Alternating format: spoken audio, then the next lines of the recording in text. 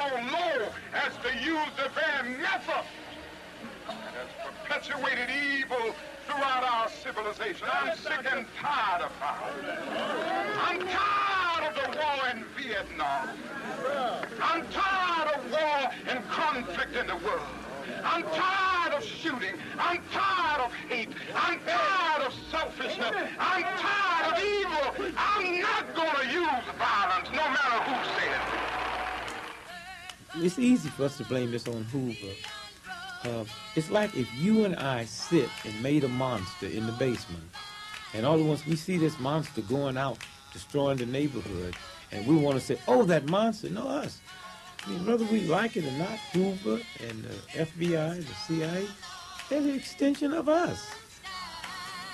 This is no time to engage in the luxury of cooling off or to take the tranquilizing drug of gradualism.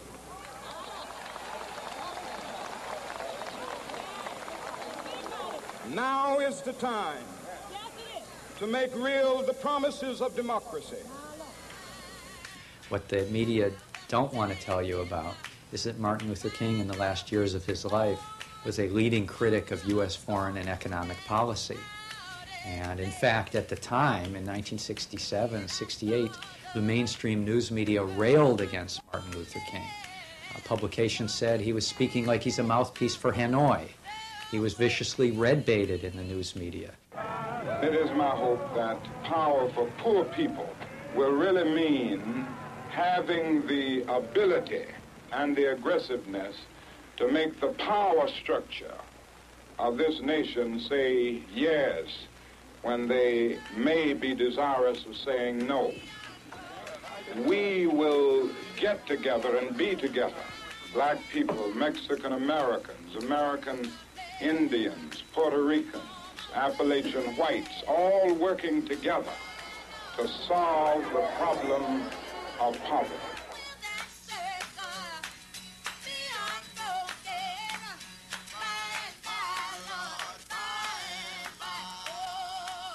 I think there's several reasons why the movement happened when it did. One reason is that it was the culmination of a whole series of struggles, legal, political, cultural, and social and economic. A movement which is to change the face of America begins when Rosa Parks, a black domestic worker, tired from a long day, refuses to relinquish her seat on a segregated bus in Montgomery, Alabama.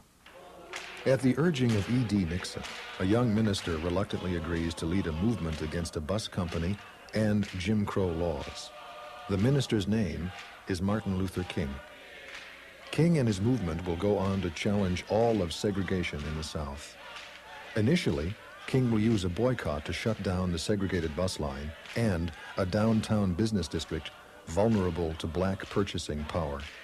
Martin fits in several ways. He was the culmination of a protest movement that was just erupting in the Deep South. But Martin didn't create the movement.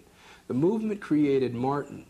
And by that I mean that Martin's brilliance was that he was a beautiful spokesperson for the frustrations, the latent anger, and the aspirations for successive generations of African American people who had been denied the full access to the American dream. King spoke in a sonorous, religious voice which was tied very closely to the culture of people who were struggling to be free. This morning, the long-awaited mandate from the United States Supreme Court concerning bus segregation came to Montgomery. This mandate expresses in terms that are crystal clear that segregation in public transportation is both legally and sociologically invalid. In the light of this mandate and the unanimous vote rendered by the Montgomery Improvement Association about a month ago, the year-old protest against city buses is officially called off, and the Negro citizens of Montgomery are urged to return to the buses tomorrow morning on a non-segregated basis. King's victory, inspired by Rosa Parks' bravery, leads to the formation of the Southern Christian Leadership Conference. Led by young ministers, the group adopts the theories of Mahatma Gandhi, theories of nonviolent civil disobedience. When SCLC began in 1957, Montgomery had already been operative for 375 or 60 days, over a year. So it gave people a sign and a symbol so there could be convergence. There could be people coming together from around the country to focus in on that effort. But I think in saying that, I don't want to romanticize it, because I think very clearly in this American climate, teaching and practicing nonviolence and advocating nonviolence is very, very hard work. Well, in the very early years, King sort of erupts on the national scene with the Montgomery School boycott, and he's challenging the system of racial segregation in the South, and he's doing so in a more militant way than the NAACP, although the Bureau had, since the 1940s, been monitoring the NAACP.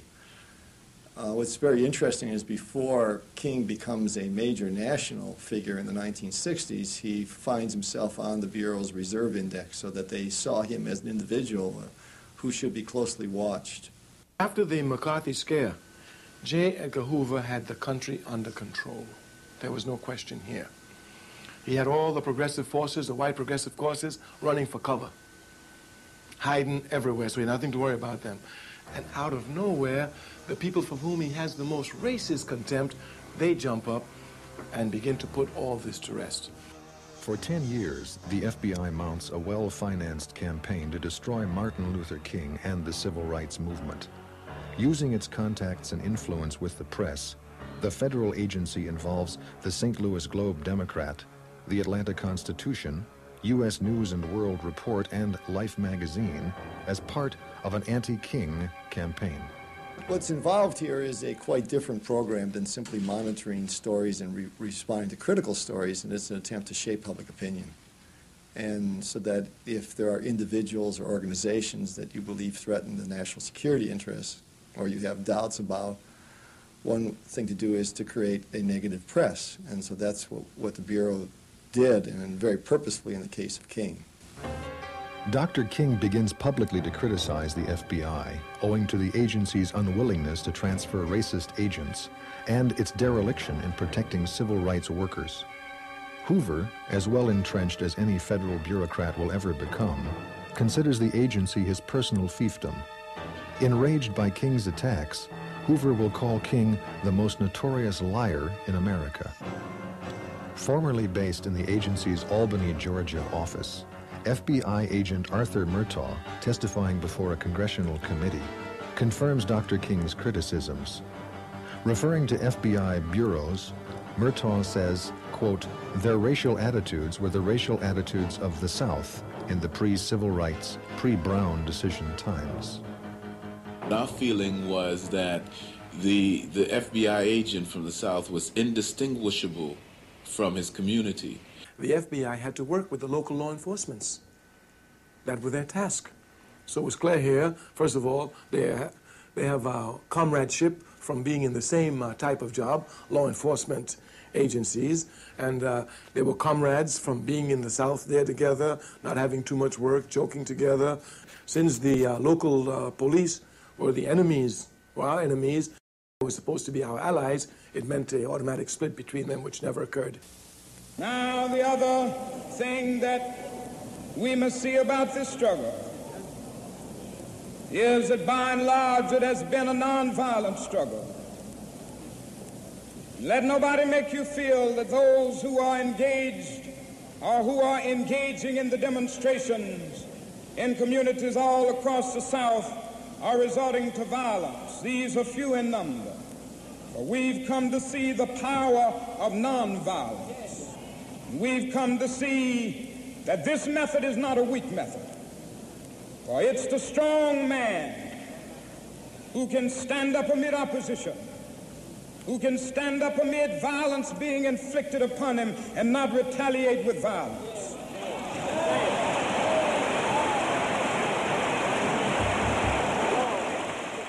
In the early 1960s, Birmingham, Alabama was said to be one of the most racist cities in the U.S. Its mayor was Arthur Haynes, an attorney who would later defend James Earl Ray.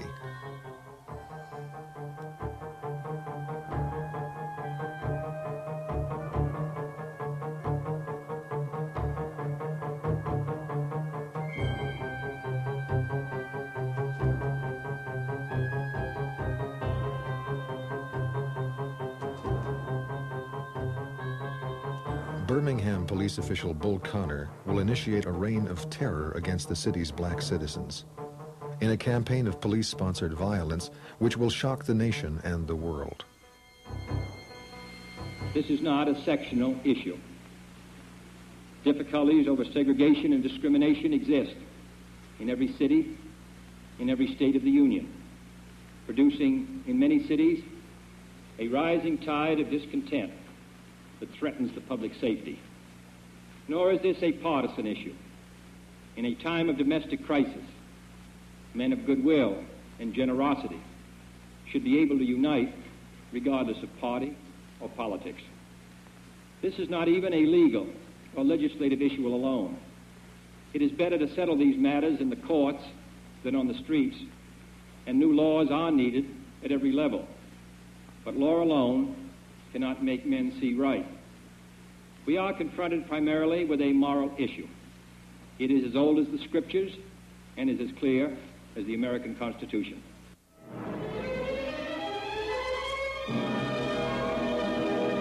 Leaders in the movement: A. Philip Randolph, president of the Brotherhood of Sleeping Car Porters; Roy Wilkins, executive secretary of the National Association for the Advancement of Colored People; Walter Reuther of the AFL-CIO, and the Reverend Martin Luther King head the march down Constitution Avenue to the Lincoln Memorial.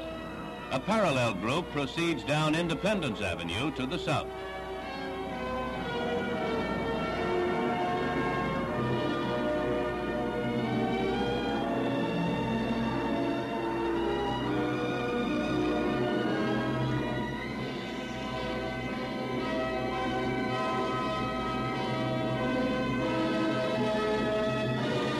This is no parade. There are plenty of placards, but few banners and no precision marching. There are no trumpets or drums, but there is almost overwhelming music. The sound of 200,000 voices joined in the battle hymn of the civil rights movement. We shall overcome.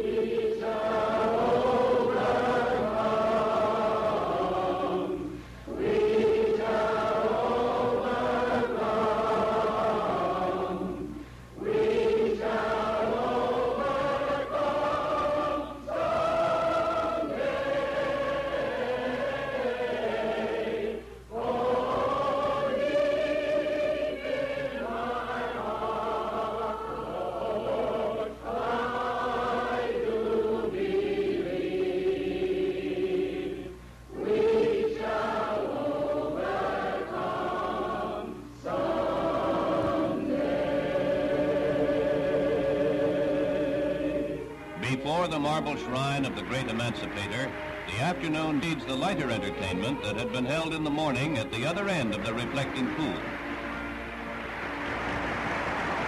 Dr. King, one of the foremost fighters for civil rights, is one of many speakers who remind the gathering that this march must not be counted a final victory or defeat, no matter what the immediate reaction of the members of Congress may be. At a White House meeting following the march, President Kennedy warns its leaders that strong bipartisan support will be necessary to get civil rights legislation passed this term. He adds that the orderly demonstration will advance the cause of 20 million Americans. And the gentle march has touched the hearts of millions more who perhaps for the first time can look to the fulfillment of the dreams that Dr. King shares with his people. I have a dream that one day this nation will rise up and live out the true meaning of its creed. We hold these truths to be self-evident, that all men are created equal. I have a dream that one day on the red hills of Georgia, the sons of former slaves and the sons of former slave owners will be able to sit down together at the table of brotherhood. I have a dream.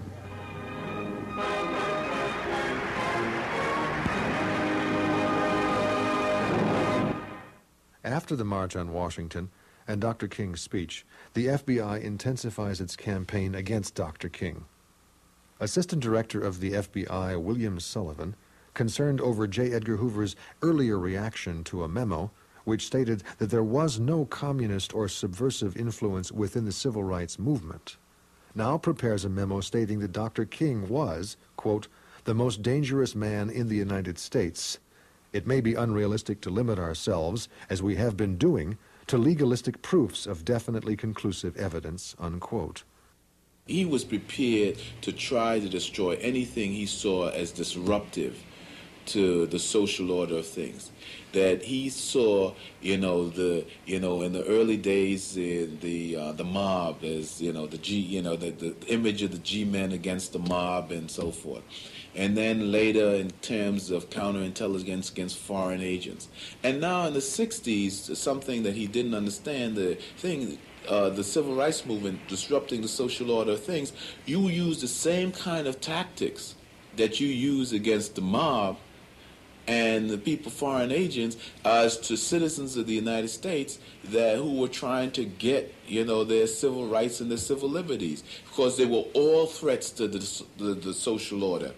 And therefore, COINTELPRO came into being, and he thought he had basically God on his side. In direct violation of the United States Constitution, you have been forced to consider this legislation through the pressure and blackmail of mobs in the streets. The President of the United States and the Attorney General have encouraged demonstrations, freedom rides, sit-ins, picketing, and actual violations of local laws. It's in this context that Robert Kennedy first raises the question of whether a wiretap could be installed on King's residence. And ultimately, in October of '63, Kennedy agrees. His authorization, however, is conditional. That is, that within a 30-day period, the Bureau should come back. And the strategy seems to be that, okay, we will authorize within this time frame, you will pick up information, and I think his original interest was that if you tap King and you find no contact with subversive, quote, individuals, then it establishes you don't have subversive control. And so when he goes the second time to this limited authorization, it is to confine it in time, nothing is uncovered, you're home free. If Southern Democrats say you're protecting King, you say, look, we authorized the tap of him. You do that, silently, and we found nothing, so that these allegations are unfounded.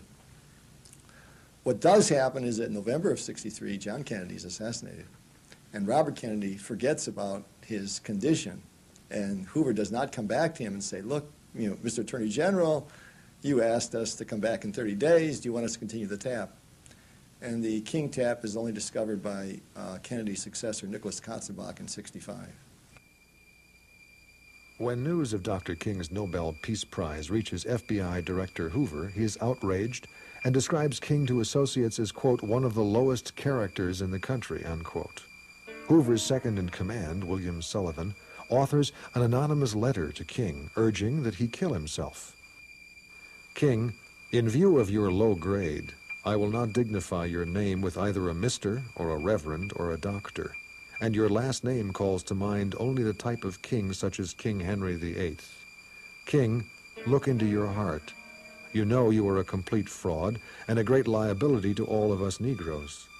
White people in this country have enough frauds of their own, but I am sure they don't have one at this time that is anywhere near your equal. You are no clergyman, and you know it. I repeat, you are a colossal fraud and an evil, vicious one at that. You could not believe in God. Clearly, you don't believe in any personal moral principles. King, like all frauds, your end is approaching. You could have been our greatest leader. You, even at an early age, have turned out to be not a leader, but a dissolute, abnormal moral imbecile. We will now have to depend on our older leaders like Wilkins, a man of character, and thank God we have others like him. But you are done.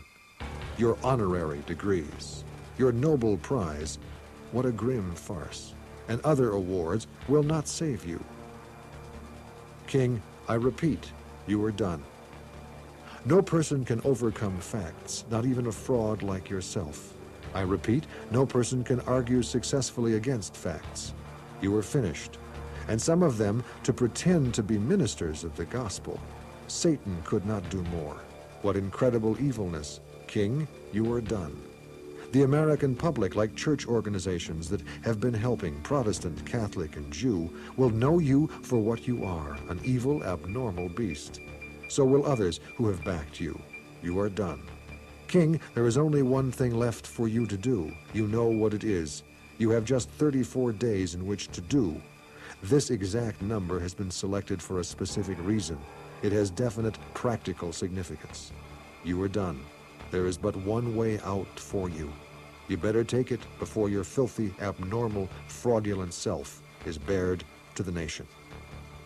We have no alternative but to keep moving with determination. We've gone too far now to turn back. And in a real sense, we are moving and we cannot afford to stop because Alabama and because our nation has a date with destiny. Selma, Alabama was an old southern town. Selma had been a slave market prior to the Civil War and a military depot at the time of the Confederacy. Martin Luther King calculates that because of its viciously racist sheriff, Jim Clark, and Clark's potential for overreaction, Selma, Alabama is the perfect location for the SCLC's campaign. True to form and King's insight, Clark shocks a watching nation and world by unleashing an unparalleled brutality on the helpless demonstrators. To be detrimental to your safety to continue this march, and I'm saying that this is an unlawful assembly, this march will not continue. Troopers here, advance toward the group, see that they disperse.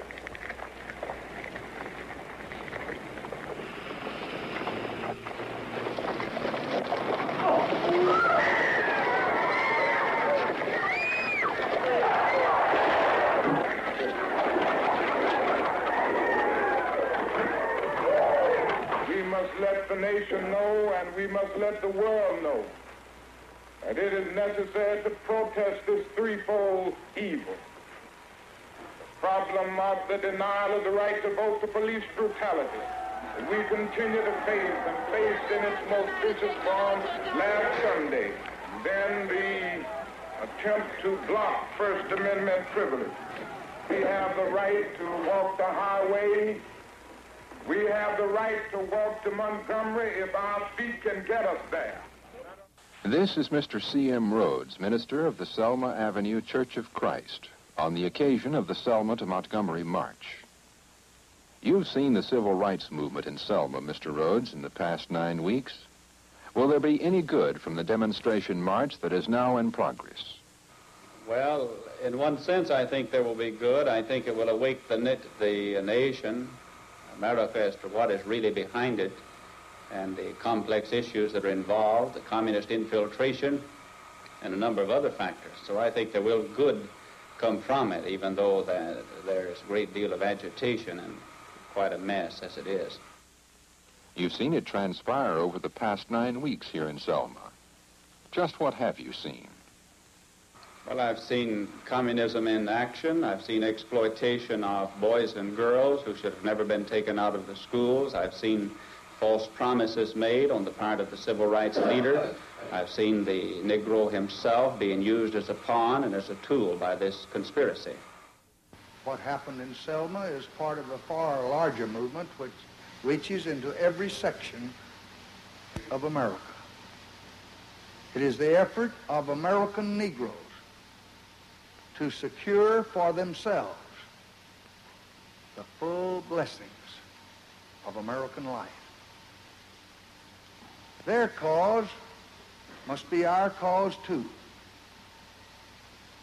Because it's not just Negroes, but really it's all of us who must overcome the crippling legacy of bigotry and injustice.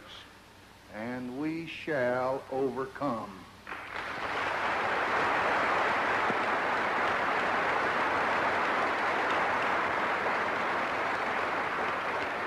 That period of getting, and when you consider the number of black people living in the South without the right to vote, and some of the few who did were told how to vote.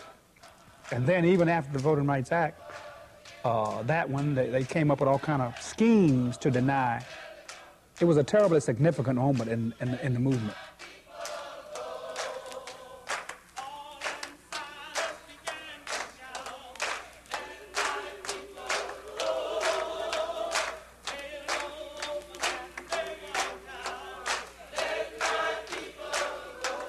Let us march on segregated housing.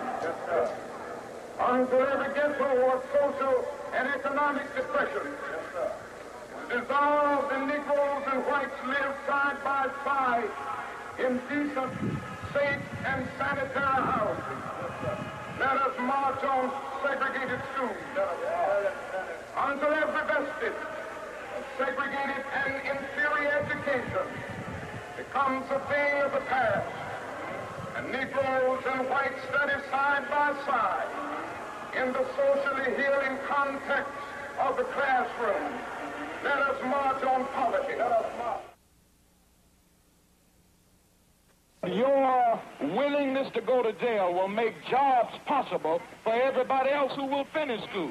Negroes going to school, we finish school and can't get any jobs down here anyway.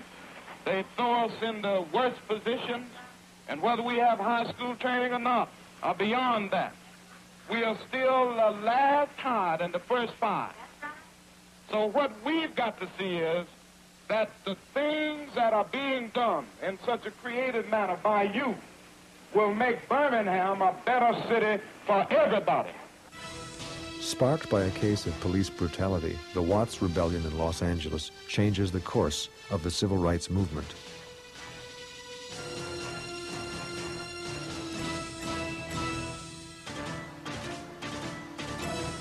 Any social movement that reaches its basic objectives, the question then arises, what next?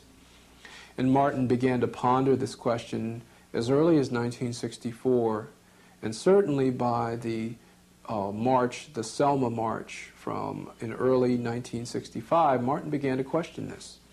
It's not just a question of opportunity. It's not just a question of fairness, the way the liberals define it. It's also a question of how do you realize true human justice? How do you empower those who are oppressed? If you gain access to a lunch counter and you can drink a cup of coffee there, what good does it do if you have no money in your pocket? A movement takes time to develop. You can't jump from A to Z in one leap when you're talking about a society and a community and social and political economic issues that you have to confront. So that took us time. A lot of the folk who were in the 60s, early 60s, were people who were committed to a nonviolent perspective in terms of race, but were not committed to a nonviolent perspective in terms of Vietnam. Make no mistake about the character of this war. Our adversaries have done us at least one great service. They have described this war for what it is in unmistakable terms. It is meant to be the opening salvo in a series of bombardments, or as they are called in Peking, wars of liberation. And if it succeeds in South Vietnam, then, as Marshal Lin Pao says, and I quote him, the people in other parts of the world will see that what the Vietnamese people can do, they can do too. As long as King focused his struggles for empowerment and reform to the African American community, and as long as he talked in terms of race, then King might be a thorn in the side of the FBI, and he might be a problem for the Johnson administration to a limited degree. But he really did not pose a fundamentally radical challenge to the system of power. But when King took up the question after the passage and ratification of the 1965 Voting Rights Act, he took up the question of America's involvement in the war in Vietnam and how billions of dollars was being spent abroad that we needed for domestic reconstruction at home. When he took up the issue of poor people's rights, the need not just to have a right to vote, but a human right to a job, that homelessness should be abolished, everyone should have clean, affordable shelter, that education should be free and available to all, not just public schools, but university education, that we do something about the great inequalities of wealth and power and privilege, which are structurally stratified within the society. When King began to talk this way, that's when he posed a threat to the system. What Hoover does is, not only in the case of King, but other critics of the war, is send on these reports. And the White House specifically requested, in the midst of this very deep political crisis, that the FBI share information with members of Congress that challenged the loyalty of the administration's anti-war critics, so that the Bureau was doing that at the request of the White House. It was a problem for Hoover to do that, because I think he shared not necessarily Johnson's political interest, but his ideological orientation and the attempt to discredit the militant civil rights and anti-war movements. Bill Moyers, when he was a leading White House aide in the LBJ administration, was one of the individuals that circulated a monograph which was full of red-baiting material about Martin Luther King that turns out now to be totally scurrilous, suggesting that this great intellectual was a dupe of Moscow and that this white former communist sympathizer was leading him around by the nose. I mean, it's vicious racism, and this monograph was just scurrilous. And like many of the White House aides, Walter Jenkins was in on it, Bill Moyers and others were circulating this material throughout the government, and this material was also sent to journalists. That I oppose the war in Vietnam because I love America. I speak out against it not in anger, but with anxiety and sorrow in my heart, and above all with a passionate desire to see our beloved country stand as the moral example of the world. I speak out against this war because I am disappointed with America. There can be no great disappointment where there is no great love. King's growing opposition to the Vietnam War is causing him considerable trouble. A siege attitude develops at the White House, creating an aura of paranoia. John P. Roach, an advisor to President Lyndon Johnson, in a memo describes Dr. King. Quote, King, in desperate search for a constituency, has thrown in with the commies. The civil rights movement is shot, and King, who is inordinately ambitious and quite stupid, is destroying his reputation and painting himself into a corner, unquote. The Washington Post criticized King by saying that his objections to the war were sheer inventions and unsupported fantasy. Life magazine called King's remarks demagogic slander that sounded like a script for Radio Hanoi. Black columnist Carl Rowan, former director of the CIA-linked U.S. Information Agency, attacks King and questions whether he was receiving his information from communists. By that time, King was a very, very influential American figure. I mean, he had moved beyond the civil rights movement to become an American figure. And so when he spoke to that issue, I mean, he brought the church community along with him. He brought the liberal community along with him. He brought the young people along with him. He brought the black community along with him. And for Johnson to have somebody with that moral authority speaking in the community, he had to go after. I mean, Johnson went after King. there was a counter-revolution in the country, so to speak. The public opinion had turned around against Vietnam War. You had peaceful demonstrations. You had anti-war demonstrations all over the country on college campuses. You had Dr. King now joining not just civil rights demonstrations, but he held probably the largest anti-Vietnam peaceful demonstration in New York City and off down Fifth Avenue, one of the biggest. And I think there were a lot of concern among what had been called the so-called paranoid patriots that were so pro-Vietnam War that they saw any type of dissent as treason. FBI Director J. Edgar Hoover put it in perspective when he said, in his testimony before the House Appropriations Committee in 1962, "Since its inception, the Communist Party, USA, has been alert on every possible issue or event which could be used to exploit the American Negro in furtherance of party aims." Moscow's former top representative in America, John Porgeny, quotes the Soviet dictator Joseph Stalin. It is the basic duty of the Communist Party to develop all revolutionary possibilities of the Negro race, to transform the Solid South and the Black Belt from reserve forces of the bourgeoisie to reserve forces for the proletariat. Stalin's image of the southern states makes them a solid coalition for oppressing and suppressing the Negroes living within their borders. In the summer of 1967, American cities erupt in flames. For the past 2 years, violence has become a part of the American urban landscape. By 1967, first Newark, New Jersey, and then Detroit, Michigan, have seen significant civil disturbances. FBI and CIA sources are convinced that the urban disturbances are the work of communists. If you look at the Civil Rights Coalition, what you see is not a monolithic organization, but a united front of progressive groups, of progressive as well as kind of moderate groups.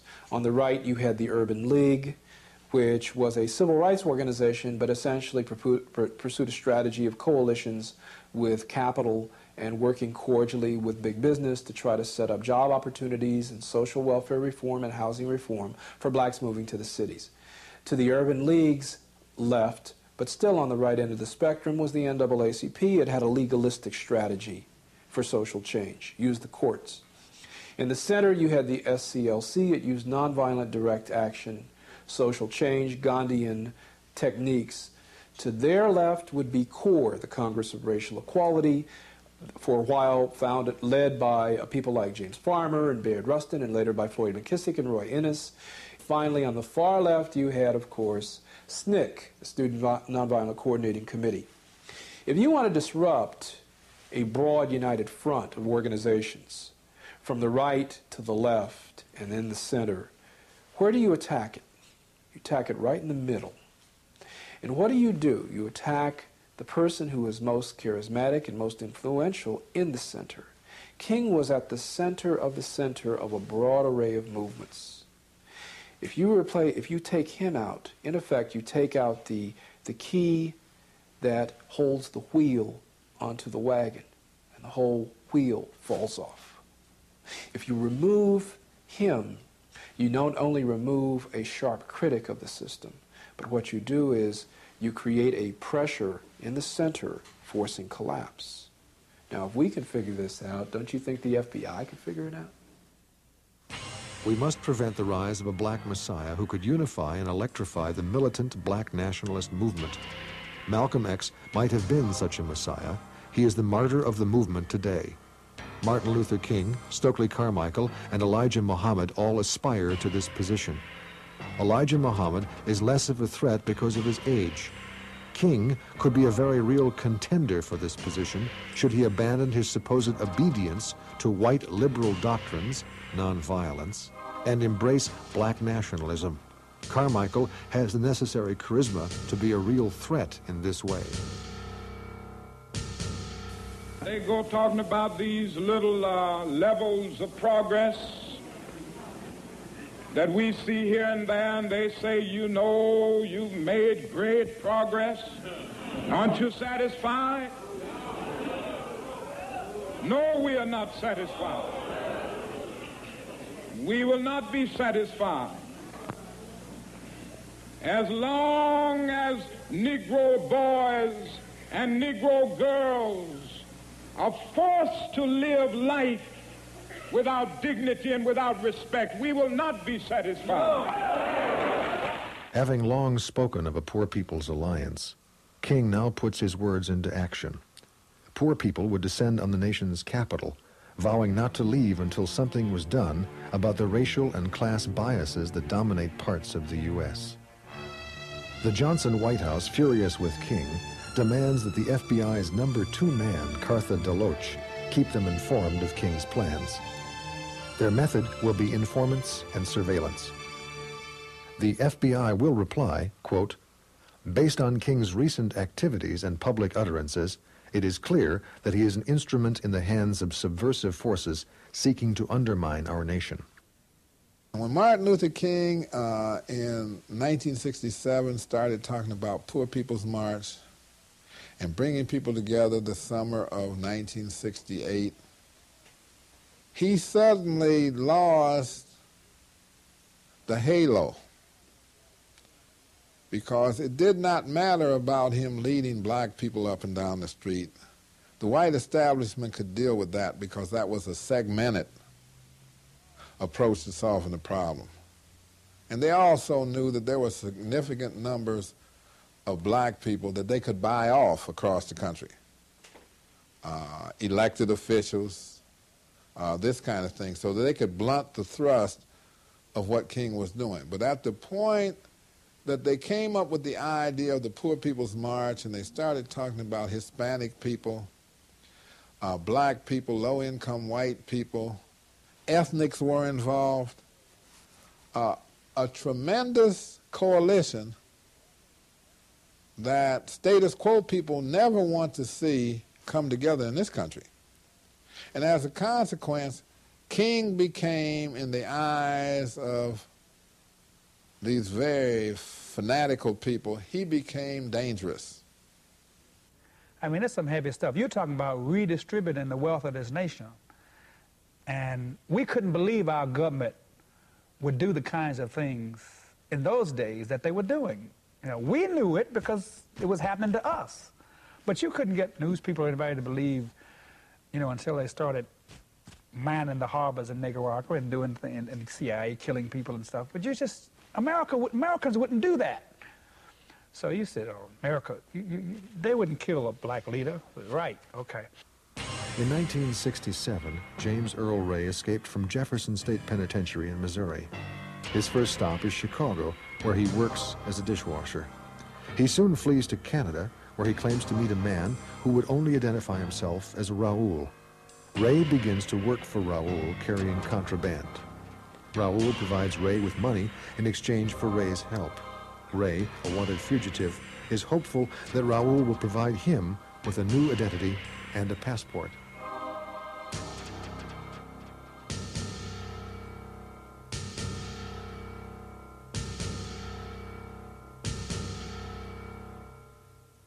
James Earl Ray, in his own book, Tennessee Waltz, names the person that introduced him to this shadowy figure, Raoul, as David Gravier. And David Gravier, interestingly enough, is a director in a financial operation, a bank, a specific bank, that is financially tied and founded under Credit Suisse.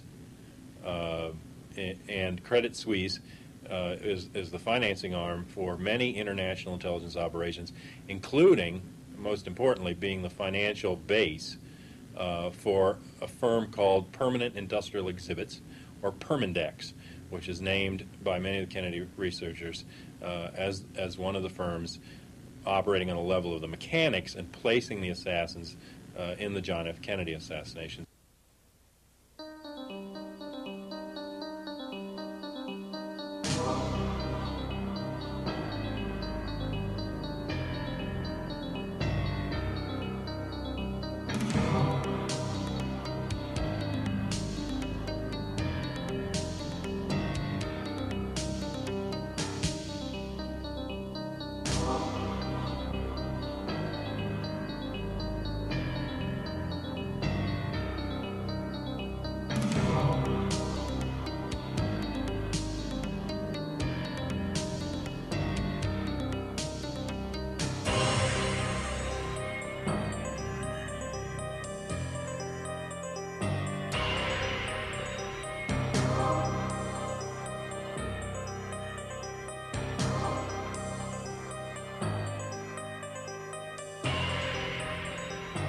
We're getting ready to demand jobs and income.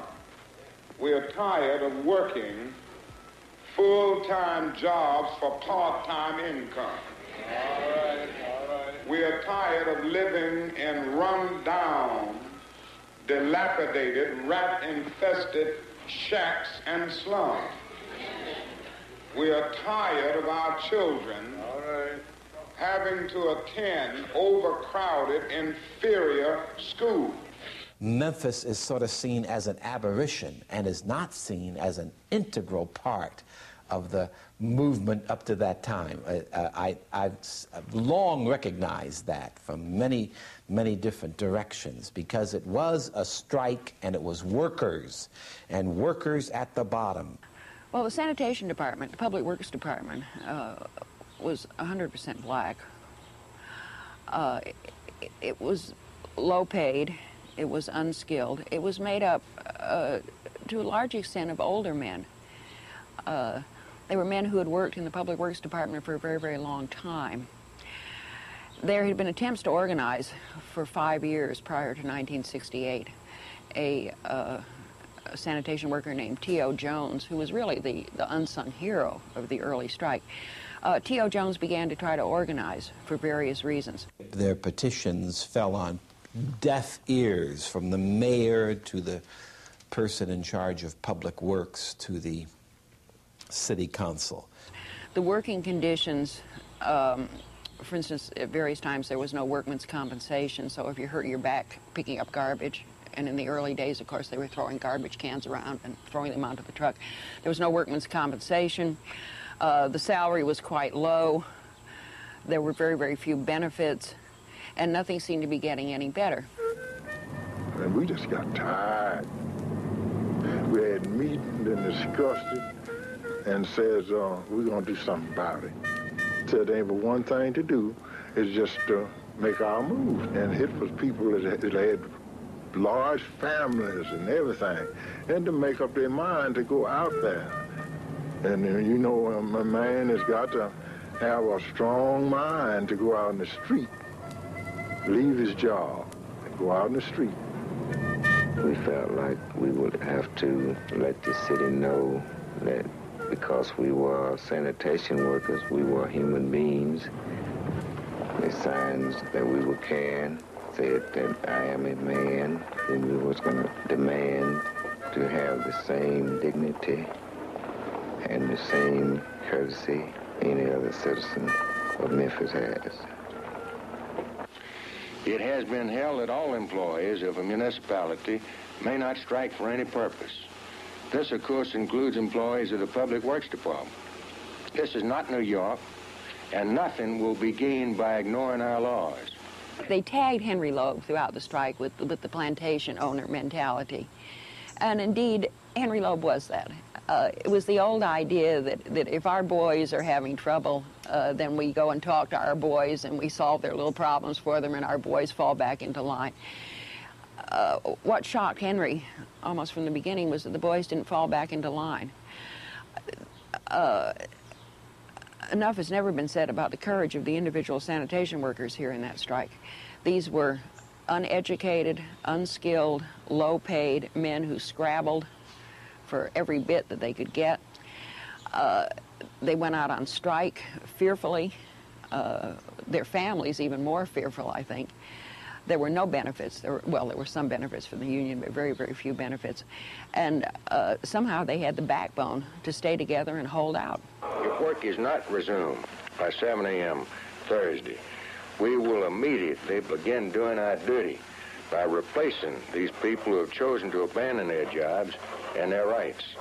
When a public official orders a group of men to get back to work and then we'll talk, and treats them as though they are not men, that's a racist point of view. And no matter how you dress it up in terms of whether or not a union can organize, it's still racism. For at the heart of racism is the idea that a man is not a man, that a person is not a person. There had been a meeting downtown at the auditorium of strikers and their supporters, and at that point, that was early on in the strike, And there were a few black ministers in, but there weren't terribly many black ministers in yet. The city council had just rejected the plea for some kind of negotiated settlement, and that was announced to the crowd. And the people at the meeting were kind of upset, so they asked for and got permission to march back to one of the black churches, march downtown. We were marching peaceful down the streets, and one police was in a car. And Miss Crenshaw, one of the ladies, was with us. The man run the car up on a hill. He bumped a hill 2 or 3 times. So T.O. Jones says, Mr. Officer, don't run up and bump the lady's heel with that car. And so he did again. And that's what started the mace. I don't know who it was. Somebody hollered, said, break it up. And they just broke right on us. And honest for God in heaven, I got my suit at home right now I had on. And smell it. You can smell it. Them many years, now I won't put it on. And they sprayed so much of that stuff down my collar until I could feel it look like running down my back. That was the turning point, because at that point the black ministers got up and they said, if in the city of Memphis black ministers can be maced with impunity, then no one is safe. King wanted to be there and did not see it as an accident. His only reservations were about how to do it with the very tight schedule in March that was already formulated, and very hard-nosed how to do it in the light of his schedule in March and how soon he could do it. This strike and the killing of Dr. King, it's a very short period of time. I mean, we're really talking about 2 months. All this is happening within 2 months. It happens very quickly. The polarization happens terribly quickly. Dr. King is brought in because the strike needs outside support. You have to remember where we were in February of '68 was the Tet Offensive in Vietnam, for one thing. So it looked like the Vietnamese War was just up for grabs at that point, and all the talk about we were going to win in Vietnam was down the drain. Johnson would withdraw from the presidency right before Dr. King was killed. Bobby Kennedy comes into the race. There's the release on the report on causes of violence in the United States comes in that period. So all these things are happening in the country. And down in Memphis, you have this, what was evidently termed by the national media as this kind of piddly little strike going on. So they needed outside, the strike leaders realized that they needed outside support. When a movement was going in a certain town, you would get maybe lesser known people to come in and have a rally than better known people to have a rally, but the ultimate was always to get Martin King to come in and rally, and that's what happened in Memphis. And he came against the advice of all of his staff, because we're organizing the Poor People's Campaign, and we don't have time to go to Memphis. He said, but that's what the campaign's about, you know. Here again, economic justice. These men worked all week long under the most horrendous conditions you can imagine and still qualified for welfare, most of them, because they made so little, making 50 cents an hour, 40 cents an hour. If it rained, they didn't work. They had no bathroom privileges, no facilities. It was 2 steps above slavery. You are demanding that this city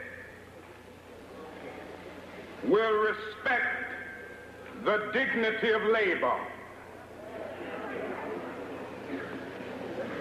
So often we overlook the worth and the significance of those who are not in professional jobs, of those who are not in the so-called big jobs. But let me say to you tonight that whenever you are engaged in work that serves humanity and is for the building of humanity, it has dignity and it has worth.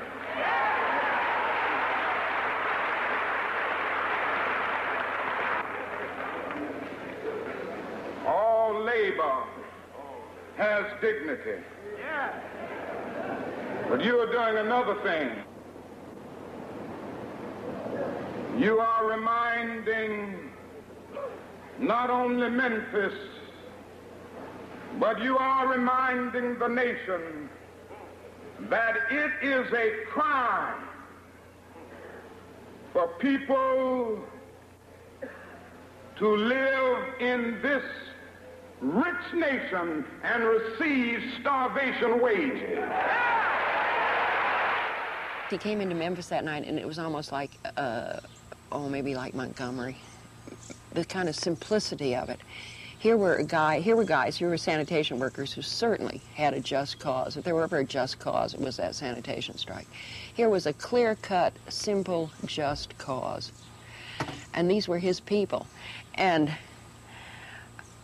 so when he finished speaking, a note was slipped to him asking if he'd come back. And he got back up on the podium and said he was willing to come back and lead a march.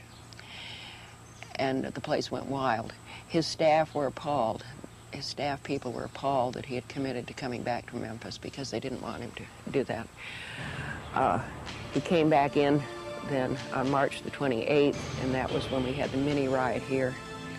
The march was broken up, and then Dr. King was really caught at that point, because now all over the country the national media are saying, if he can't even lead a piddly march in Memphis, Tennessee, are we going to let him come to Washington? Long an FBI sounding board, the St. Louis Globe-Democrat accuses King of plotting a new race war. By 1968, the FBI has logged over 50 death threats directed at Dr. King. The events involving security for Dr. King raise many troubling questions. Some evidence indicates that King's movements were being manipulated through FBI COINTELPRO-style maneuvers. Martin Luther King never stayed at the Lorraine Hotel. He always stayed at the Holiday Inn, where the security was better. We know now that it was J. Edgar Hoover who dropped to the press on which they was running the great black leader that say, don't do as I do, do as I say do. Martin Luther King Jr. is telling black folks, to Negroes, to boycott white businesses, and yet he's staying at the Holiday Inn. And it was that embarrassed him into moving to the Lorraine Hotel. Now, a very interesting thing. King was on the first floor. They said a light-complected Negro came in, and we know now it was white, who worked for King, who worked for SCLC, so they were told, and said, look, don't put him there, put him up there. Now, we know all of this happened. The tactical units that would have been surrounding King under any normal circumstance at that point and would have prevented the escape of any assassin, all the tactical units in that area were drawn back that morning and were operating several blocks away instead of right in the vicinity of King. And the change in hotels, where King moved from the white to the black hotel there at the Lorraine, even the change of rooms, which was arranged at the last minute to put him up on the second-floor balcony, all suggest a level of planning much beyond anything that a lone assassin could have done. All we say to America is be true to what you said on paper.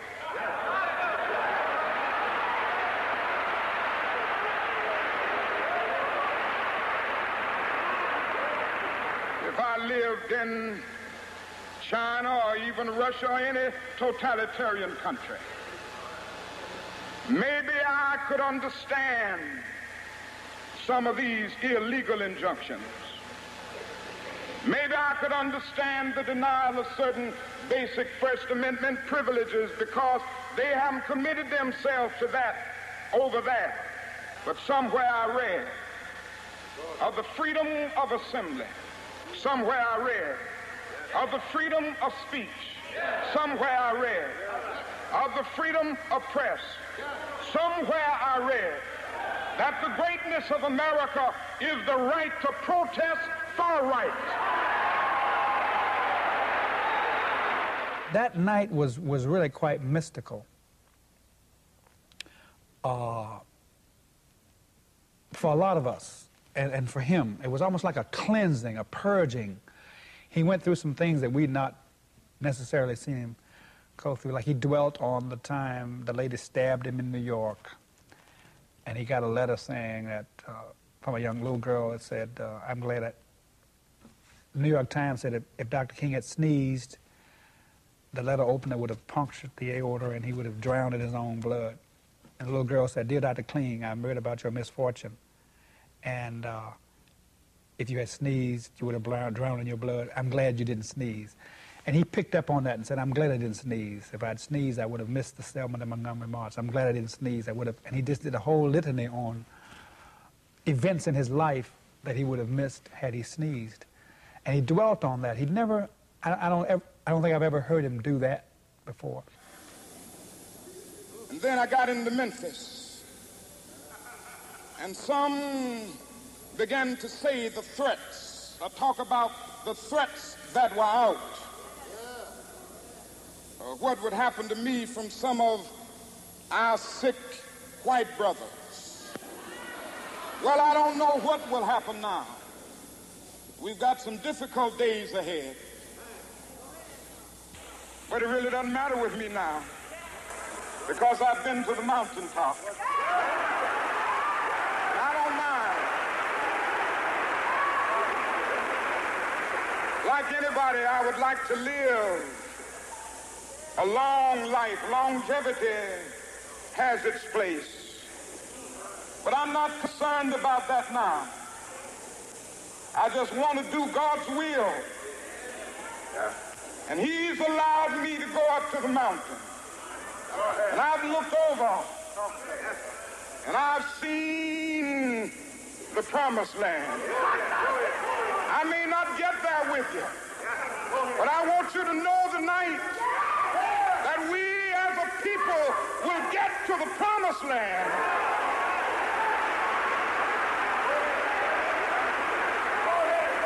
So I'm happy tonight. I'm not worried about anything. I'm not fearing any man. Mine eyes have seen the glory of the coming of the Lord.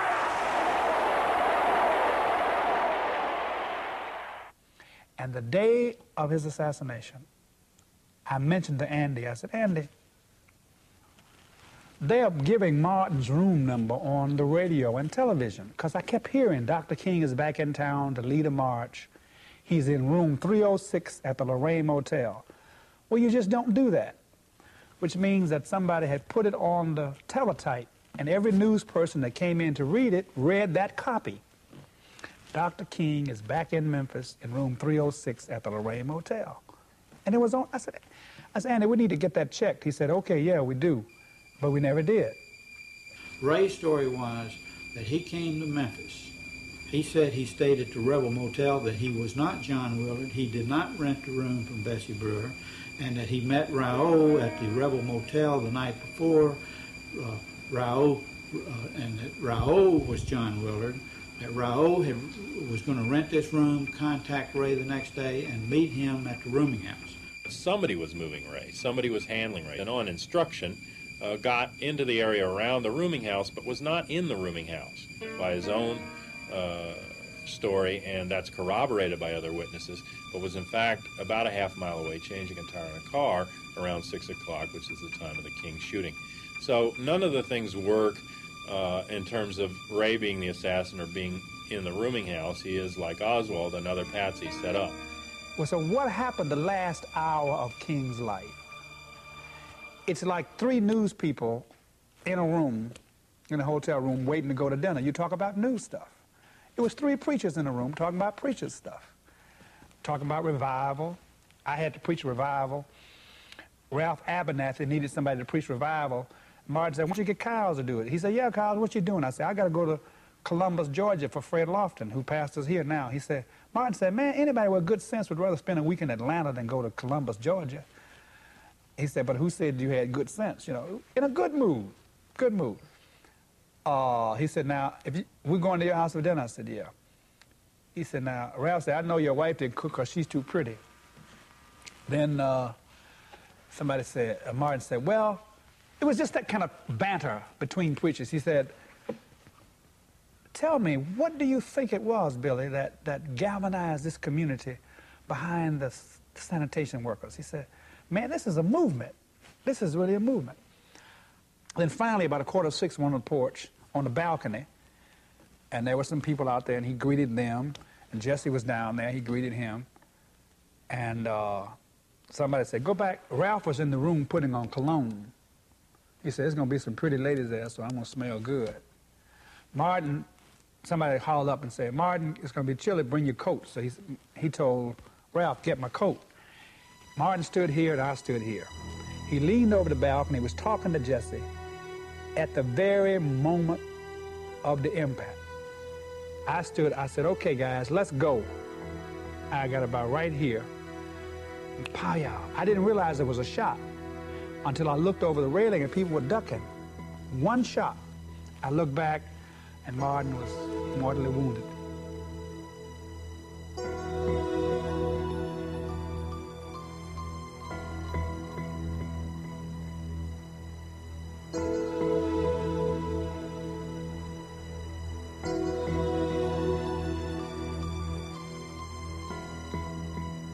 Let's go back to the person that shot King. They ran through the flop house and looked the old, poor, snaggletooth white lady in the face named Grace Stevens. Well, she was the one in the room with the door open in the hallway. She's the one who saw the person come out of the bathroom and run down the step after she heard the shot. She's the one who was showing pictures later on and said, no, this is not the man. I said, she described the man so that there are at least two descriptions of the man, the one that fits the person she saw and the one that fits James Earl Ray. Then when she would not yield, they took the drunk husband, the drunk common law husband, as the one who had been the witness. And of course, he had seen nothing. They put words into his mouth and got him to give the description that they gave. And then, in order, as though to protect themselves, they saw to it that Grace got confined to a mental hospital as mentally incompetent. And 10 years after being in that nut house, when some decent folks decided to run and steal her out, when they crawled next to her bed in the middle of the morning, she never knew it was good people. She thought it was the same government people. And when they shined that light in her face, she said, I tell you now what I told you then, that's not the man. And the most mighty government in the world could not make her lie and say it was James Earl Ray. There wasn't any attempt to really try to place Ray. The witnesses in the situation did not identify the person who rented the room in the boarding house as Ray. I went into that boarding house. The physical condition of the boarding house is such that you couldn't get a shot off from that window. The window was almost completely closed. It's directly above a bathtub. To shoot out of it, you'd have to stand in the bathtub and then crouch down. In order to move the rifle in such a way that it would come anywhere near King, you'd have to be a left-handed person, and your left elbow would have to be punched into the wall of the bathroom. There is evidence of 3 people using the room, one of whom staged in the bathroom, a second person in the room, I believe, with these binoculars that were found in the package, watching for King to come out, probably in radio contact with each other, but basically sighters, not shooters, and a third actual shooter down below, who then aims at King from directly across the street behind the bushes and is seen by several witnesses. He even kicks one guy, Cornbread Carter, who's sleeping off an alcoholic drunk, there in the bushes, and he wakes him up, and this guy sees him, disassemble the gun and jump over the retaining wall. Several witnesses saw him jump off the retaining wall and meld into the crowd and then get on a scooter. And one of the cop cars tried to follow him out but couldn't get through the crowd. Following the assassination, James Earl Ray states that he picked up Raoul at the Main Street rooming house, dropped him off, and then drove all night to Atlanta, Georgia. Ray then takes a Greyhound bus to Toronto, Canada. Previously, Ray had stated that he did not return to Atlanta. Ray is his own worst enemy by varying his stories. And he told me he did not return to Atlanta the next day after assassination. Or did he say when? Didn't say.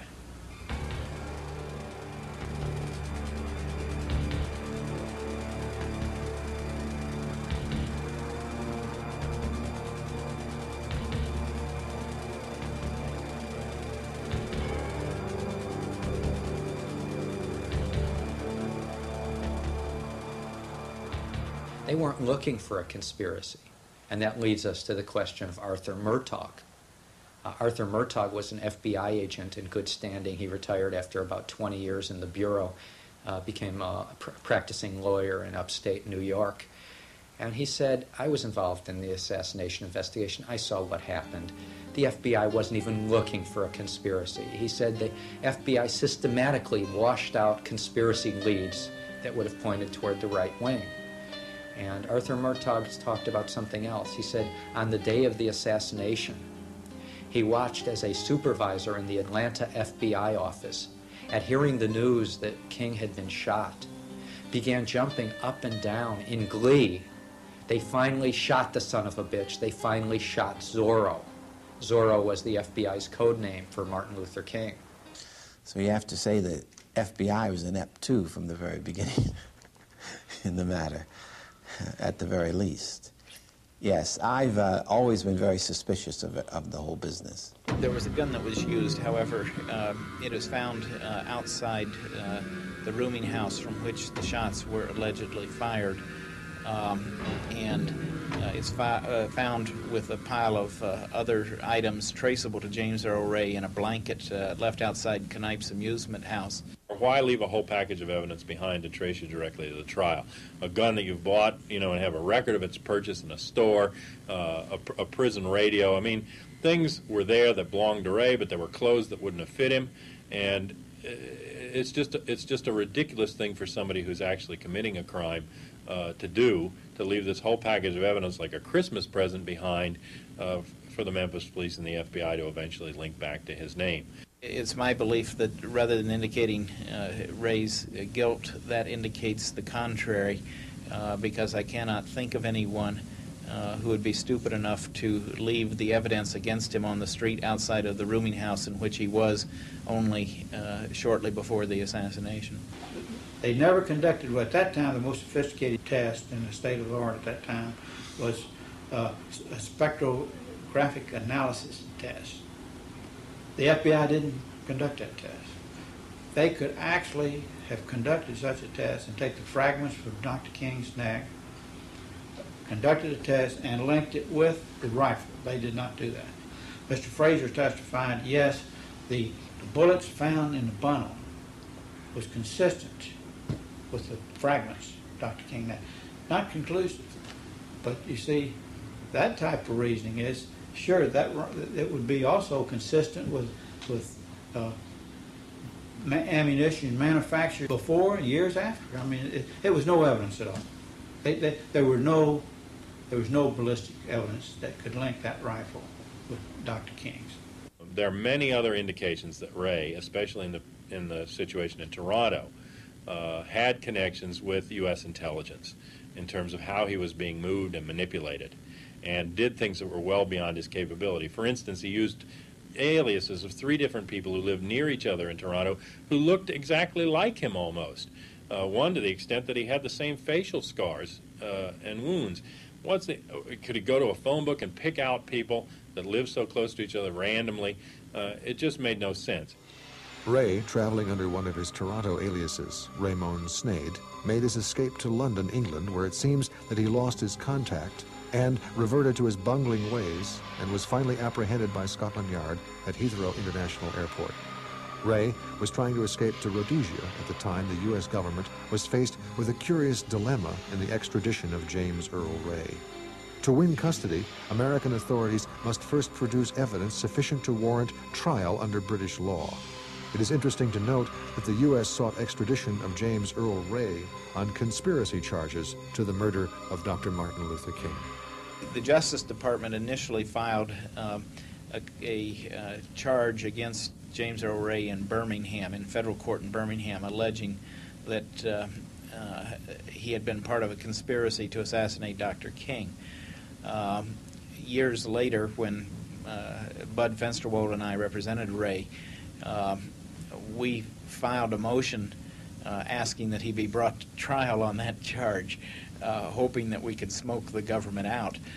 Instead, the government simply moved to dismiss the charge, and the charge was dropped.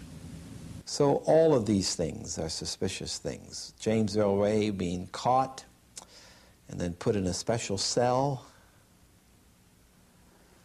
where he claims he was sick. I remember that on the front pages of the paper, his petition to the judge to change some of the lights, to change his conditions, because he was getting sick. Then a well-known defense lawyer in the country coming into the state of Tennessee and claiming, James L. Ray, you will be executed if you do not plead guilty. There had been no executions in the state of Tennessee by that time for at least 16 years. In 1969, as the new trial date neared, Ray says that Foreman began to coerce him into pleading guilty, began to pressure him to plead guilty, and ultimately threatened that if he did not plead guilty, that Foreman would withdraw from the case and allow Ray to go to trial with the public defender. Ray thought that that would be absolutely disastrous because he knew that public defenders did not have a very good reputation, did not have the skills, resources, or experience to do the kind of job his case required. So he reasoned that it would be better to plead guilty and then tried to overturn the guilty plea rather than to go to trial with the public defender. Although Ray had pleaded guilty at an earlier hearing, he interrupts his attorney, Foreman, when Foreman maintains to the court that there was no conspiracy. Ray later states, "I was a setup and sucked in. I bought the rifle that was found on the sidewalk after the murder, but I did not fire at King or anybody else." Over time, with the release of the documents and with careful study of the volumes, the critics have found that this was almost as flawed an investigation as the original Warren Commission work had been in the John F. Kennedy case, and there were no real efforts to determine anything except a rather vague implication that Ray might have been involved with some conspiracy where someone was putting up money to have King killed, and feeling that he could cash in, he went to be the lone assassin. That investigation was a complete sham. The FBI, certain FBI officials, were happy that King was dead, and they didn't give a damn who had killed him. And that's why the real villain here isn't the FBI. They were known to hate civil rights activists, peace activists. They were a weapon against the progressive movement in this country in the broadest sense for 50 years under J. Edgar Hoover. That's a given. The real villains here, in my view, are the media and the Democratic Party and the members of Congress. In April 1968, when Martin Luther King was killed, not one of them spoke out and said, wait a second. Given what the FBI did to Martin Luther King in the last 5 years of his life, we can't let them head the investigation. We need some independent body. We need a special prosecutor, or we need to set up a special committee of Congress to watchdog the FBI's investigation, or something's got to be done, but we can't let an agency that had made Martin Luther King public enemy #1, we can't let that agency be the investigators of who killed King. That would be criminal. And where was the U.S. Congress? Because the U.S. Congress knew damn well what the FBI had done to King during King's life, and they didn't lift a finger. They were intimidated and afraid of J. Edgar Hoover, the FBI czar.